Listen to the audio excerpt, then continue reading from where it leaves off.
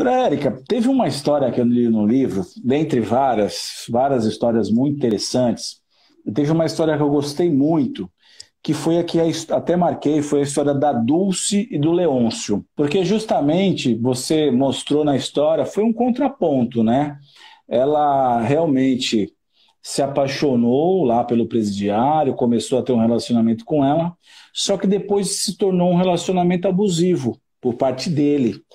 Eu queria que você dividisse um pouco essa história com a gente. Pois é, a Dulce é uma colega advogada, porque nesse livro eu escolhi começar falando de mulheres da minha categoria, são advogadas que entram pela porta da frente do presídio, e por um acaso eu tenho três colegas advogadas criminalistas que se envolveram com os clientes. E aí a Dulce foi uma delas. Inclusive, ela passou uma parte do tempo desse relacionamento sem falar comigo, porque eu tentava, da minha forma, mostrar para ela como ela não estava enxergando a coisa como deveria ser, mas ela não via. Então, como é que isso aconteceu?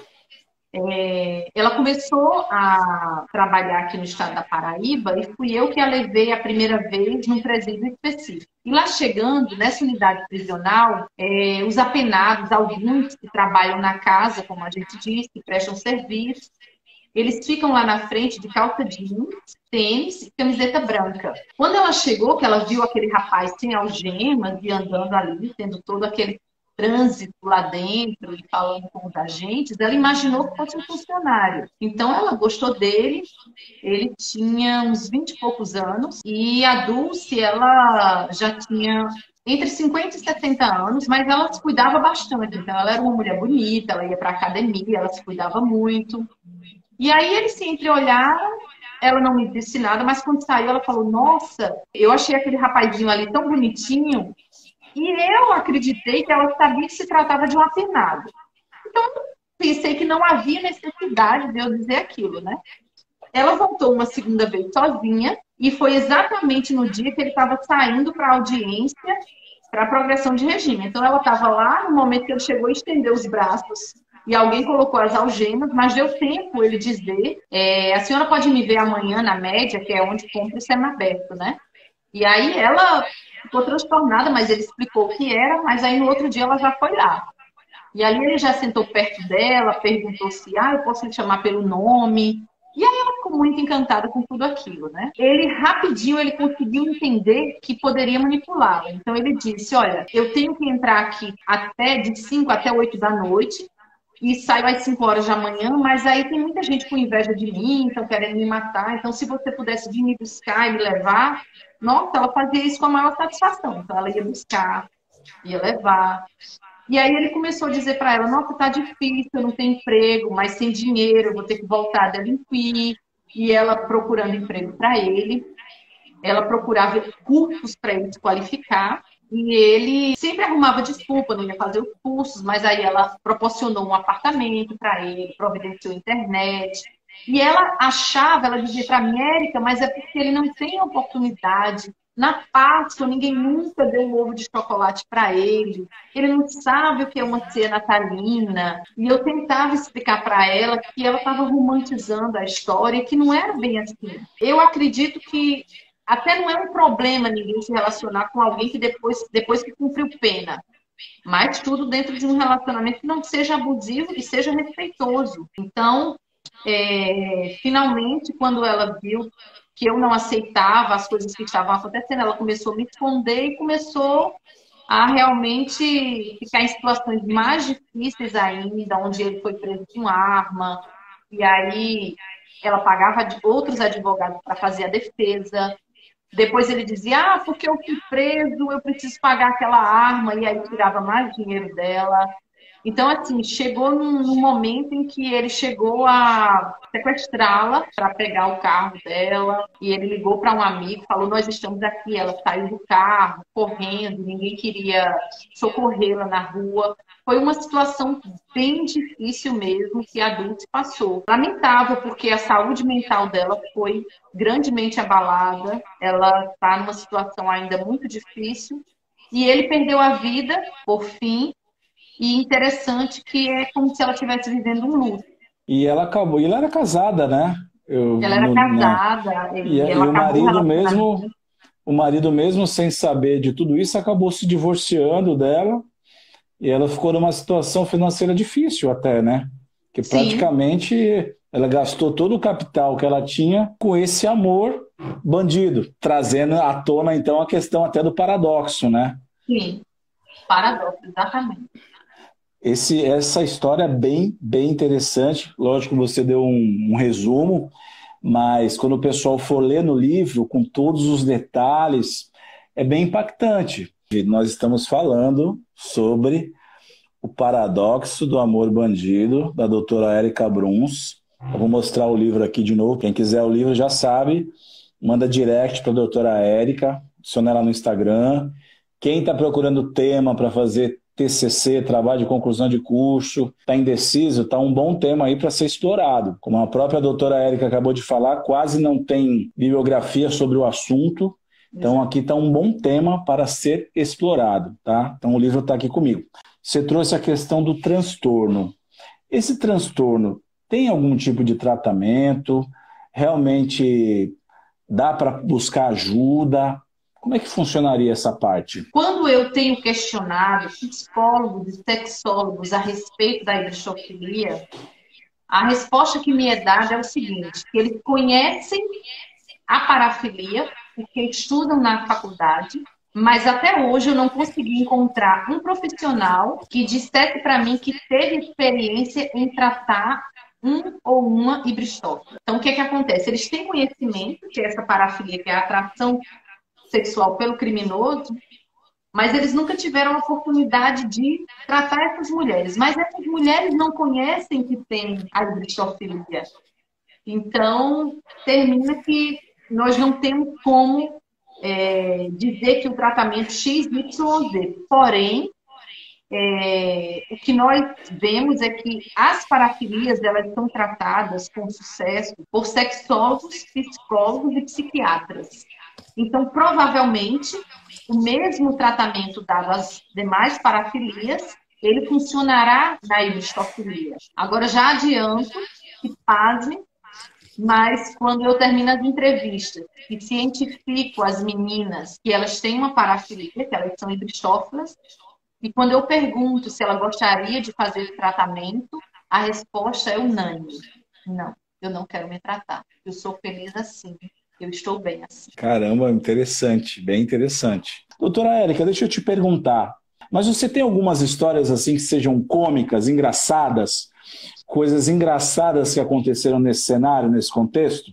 Com certeza deve ter várias. Tem muitas histórias, porque uma coisa que eu já posso adiantar para você e para quem está nos ouvindo, é que foi lançado esse livro, Os Paradoxos do Amor Bandido, e como eu já disse anteriormente, eu falei da minha categoria. Então, eu citei o caso dessas 5 advogadas, mas agora eu vou publicar um novo livro, e são justamente com a história dessas outras mulheres que conheceram esses homens, ou porque tinham um familiar preso, e aí elas iam visitar e conheciam esses apenados, ou por carta, e a mídia diz, não é a Érica que está dizendo, mas a mídia, de vez em quando, ela relata que parece que tem celular dentro dos presídios, né, doutor? Então, parece que esses aparelhos também são utilizados para manter essa relação. Então, Tem uma lenda aí. A gente é, nunca viu, é que nem o Curupira, nunca ninguém viu. exato. Então, o que acontece? Eu fiz uma escolha de 15 depoimentos que eu achei os mais diferenciados para colocar nesse segundo livro que eu vou publicar em breve. E aí lá a gente vai ter muita história de mulheres que também foram presas por conta desses homens, né? Inclusive eu conto que a hibristofilia ela é responsável pelo aumento da população carcerária feminina, não é interessante, doutor? Porque por Interessante. esse amor a gente leva uma droga, por esse amor a gente guarda uma mercadoria, por esse amor a gente faz tanta coisa e a gente termina complicando, né? Então, o que que acontece? Essas mulheres, elas trazem muitas histórias. Engraçado, eu não sei se eu traria, se elas serão publicadas, mas eu lhe digo que são histórias assim, impactantes. Por exemplo, eu ajudei na fuga dele, eu fiz assalto para juntar dinheiro e fui presa também. Enfim, são histórias assim espetaculares. E eu confesso que o que me impulsiona a trazer a história dessas mulheres, na verdade, é porque de tudo que eu vejo é que são mulheres muito apaixonadas. São mulheres fortes, são mulheres que enfrentam o desafio de ser a mulher de preso, são mulheres que enfrentam o preconceito de serem mulher de preso e que, conforme eu disse, mais de 100 mulheres entrevistadas, eu posso lhe dizer que são mulheres fantásticas, apesar da escolha delas. Eu não sei se mulheres que não se relacionam com apenados, elas são tão corajosas, elas são tão firmes, tão apaixonadas como essas mulheres, sinceramente. Realmente tem que ter muita coragem, né? Porque, como você disse, né? A hibristofilia e a parafilia, que é esse amor à coisa que é proibida, essa transgressão, realmente tem que ter muita coragem para quebrar essa regra e viver um amor. O amor é algo sadio. Mas quando começa a entrar nessa seara de fazer um assalto para ajudar o fulano, ou quando começa a entrar na seara de fazer o leve trás de dentro da cadeia, dar os comandos, dar os salves, aí já passa da relação do amor para entrar numa relação de coautoria, uma relação criminosa, né? Que é algo bem, bem perigoso mesmo, né? Mas eu li uma história no livro que eu achei um pouco engraçada. Vamos ver se você pode falar um pouco sobre isso. Que é o caso do Roberto.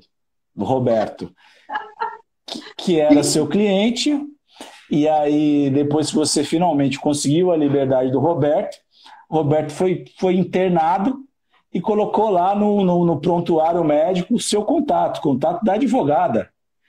E aí o pessoal do hospital ficou achando que você era a namorada ou esposa dele. Esposa, eles me ligaram como se eu fosse esposa, né?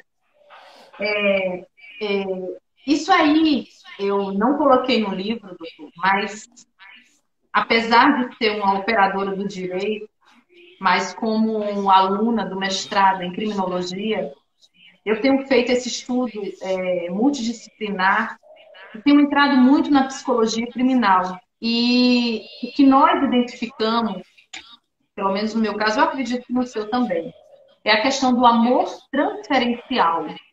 A psicologia, né, a psicanálise, ela diz que seria quando o analisado se apaixona pelo psicanalista. Mas, na realidade, eu acredito que quando isso acontece com o cliente do advogado, é porque ele não seria bem o amor transferencial. É que o apenado, ele já entende que a persuasão é algo muito poderoso. Talvez eles entendam mais do que o advogado. A forma como ele fala e o que ele fala muda toda a vida dele. Então, o que é que acontece? Quando um apenado, ele diz, por exemplo, para a advogada, nossa, doutora, você está cheirosa hoje, né? Então, aquilo ali, ele quer dizer o quê? Cuida bem do meu caso, eu estou aqui. Ele quer chamar a atenção Não para que esquece você... de mim. Não esquece do meu caso. Né? Então, quando eu cito o caso do Roberto, foi um pouco isso que eu identifiquei. Então, quando eu fui lá atender o Roberto, eu vi que realmente ele já estava numa situação de progressão de regime, era só uma questão de pleito. E aí, bom, não foi nem um trabalho de Mulher Maravilha, eu fiz o que tinha que ser feito, em pouco tempo ele estava na rua. E ele ligava insistentemente, de vários celulares, então não tinha como eu bloquear. E o interessante é que ele pegava o WhatsApp de qualquer pessoa. Ele falava, agora eu vou poder, que no livro eu não tinha como falar isso, né? Você perguntou, foi bem interessante agora. E ele mandava mensagem para mim e falava assim, Oi, doutora Érica, bom dia. Doutora não, né? Minha futura esposa. Olha, é porque eu estou precisando que você entre em contato comigo, doutora Érica. Quer dizer, doutora não, Érica, minha futura esposa. E ele falava isso e era muito engraçado. E às vezes ele dizia assim, Érica, eu vou ali tomar um banho, viu? Eu vou lhe mandar uma foto para você. E aí, haja fotos. Era muita foto que ele me mandava. De coraçãozinho, coraçãozinho. Coraçãozinho, assim, tipo assim. Ele sempre falava assim, minha futura esposa. E era muito engraçado isso. Então, o que é que acontece? Quando ele saiu, que ele ficava com essa insistência, ligando muito, e eu não tinha como bloquear, porque ele não tinha número, utilizava de muita gente. E um dia, era um domingo pela manhã, eu lembro que eu tinha aqui no aniversário da minha mãe, eu atendi o telefone, a mulher muito cuidadosa, ela falou, quem está falando é Érica, e aí disse meu nome, eu falei, é ela. Ela disse, olha, não se preocupe, já está tudo sob controle, mas o seu marido foi vítima de arma de fogo. Eu falei, meu marido? Eu falei, olha, eu acho que a senhora está enganada.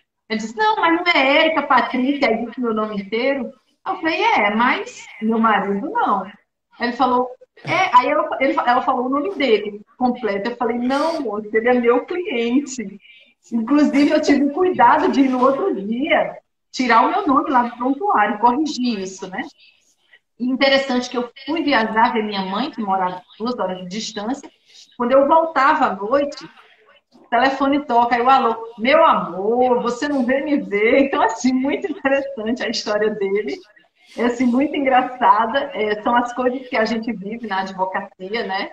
Então, o que eu realmente temia com ele é que um dia ele fosse preso e a imprensa chegasse e falasse, minha mulher é advogada, chama ela aí.